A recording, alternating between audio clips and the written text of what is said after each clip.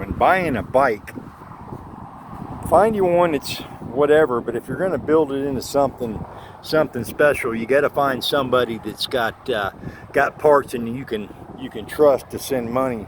I would never send money without doing the whatever on PayPal, because it just covers you in case you run into these scammers. There's some 250R sites, and there's guys on there that just I don't know, a little bit unscrupulous, I believe.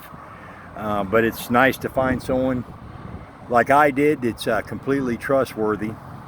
But starting out with this bike, it was completely stock, I think, except for the exhaust that was on it. But I started out with suspension and everything, but I even changed that suspension out for these Axis dual rate shocks. I got me a nice. Now this, I don't think this is a chrome OEM front bumper, because it doesn't have that little hole right there, and it doesn't have that little bracket that goes on there. So I don't know if someone made this, but I like it. It's clean looking. Love the chrome. I got my Lager +1 +2 A-arms. Also Roll Design chrome steering stem with the riser, and I believe that's anti-vibe. It's a Roll Design riser also.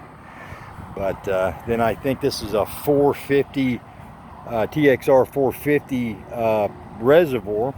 Got the double banjo going on, and stock thumb throttle with the chrome top piece. Love it, love it. Got the Vapor. It gives you everything. Gives you speed, RPMs, temperature. Gives you the outside temperature. Gives you the clock and distance traveled. I went with the ESR quick change clutch cover. Must have, because if you ever put a clutch in, man, you got to take this, you got to take your kicker off and all that. I mean, you don't have to do that. You just pull this off, and man, you're there.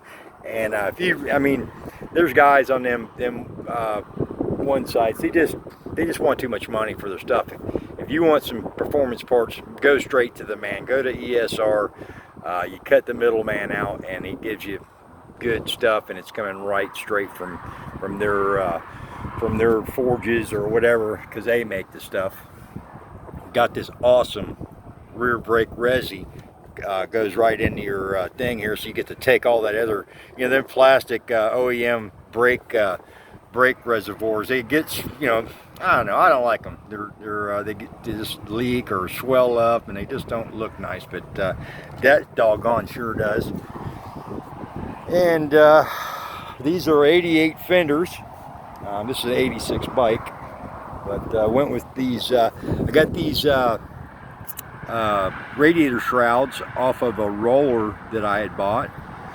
I actually had got a lot of parts off that bike, but that's how you got to do it. I mean, unless you got deep pockets, you do like my friend said. You find a bike, you find the parts that you want off of it, the same thing you got, and then change out, swap out the parts that you want, sell the bike for your money back, and then you're upgrading your machine.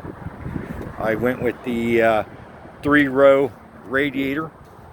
Things keeps it a little bit cooler. I got these Tender Black Label Douglas wheels offset.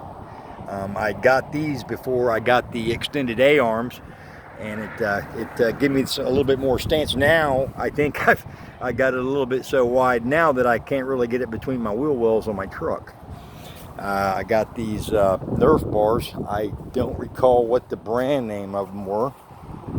They're all right, But I also got that black gas tank. Pretty nice. That's a nice OEM tank. It's a real beauty. And if you're, I did have to buy this Magura hydraulic clutch.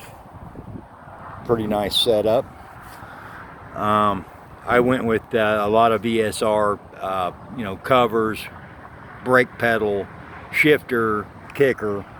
But like I said, I should have kept that chrome Roll Design brake pedal, because that was a hidden jewel. But I wasn't paying attention when I got rid of the bike and let that go, and that was just a bad move. Just got this stock swing arm chromed up, just making that look pretty good. Now thinking back, I should have maybe had them take an inch out of it. Really doesn't need any help getting any wheelies or anything, and as far as turning on a dime, I mean, just hit the gas and it's on.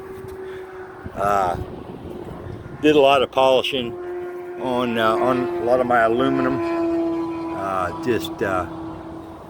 Just never. You got to be really committed to having chrome or polished aluminum, because you're going to spend a lot of time. You're going to spend a lot of time cleaning that stuff up and rubbing and polishing on it, unless, of course, you get chrome, and then it ain't that bad. Got the LRD pipe, but yeah. What you do is I got lucky a couple times. Like I said, I bought a bike, had a lot of good parts on it, took what I needed, put my stuff back on it, sold it, got my money back. But this right here, for the poor man, it's the way to go.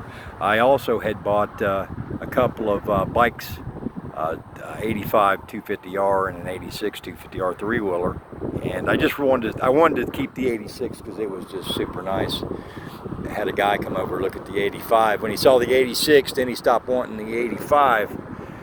So I told him the only way I was going to sell it is if I sold both of them, and the man quickly put the cash out to buy both. So whatever, but it helped me finance more on this bike, and that's what you got to do, though. Unless you, like I said, you got deep pockets and you can just go buy everything new. Like I got a lot of stuff that's on this thing that I bought new, like the top end and crank and all that, and that carb that I spent all that time polishing. That probably won't stay that way for forever unless I'm out there rubbing on it with some polishing.